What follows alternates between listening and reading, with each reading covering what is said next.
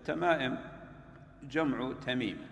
التمائم جمع تميمة، وهي ما يعلق على الصبيان وعلى غير الصبيان من الحجب أو الخرز أو شيء من هذا القبيل لدفع العين والحسد عنهم.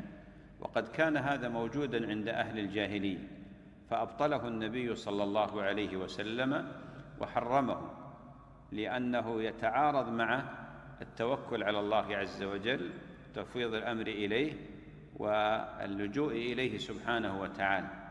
ولذلك كان أهل الجاهلية يعلقون الخيوط مثلا أو الحجب على الصبيان وعلى الدواب أيضا كالإبل، وكذلك في البيوت، مثل ما يحصل الآن عند بعض الناس هدانا الله وإياه، يضع في سيارته كف أزرق مثلا أو كف وفي داخل عين، يعتقد بأن هذا يطرد الحسد ويمنع العين.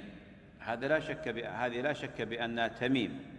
كذلك ما يصنعه بعض الناس من وضع خرقة سوداء أو خضراء مثلا، هذا مشاهد على بعض السيارات، هذا نوع من أنواع التميم. التميمة ليست فقط شيئا واحدا، وإنما تختلف باختلاف ما يعتقده الإنسان.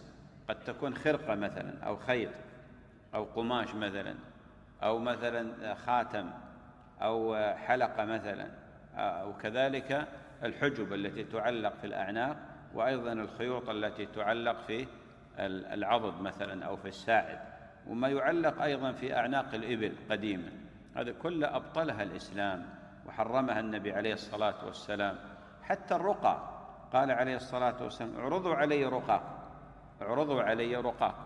فالرقية الشرعية أقرها، والرقية الشركية البدعية أبطلها صلى الله عليه وسلم.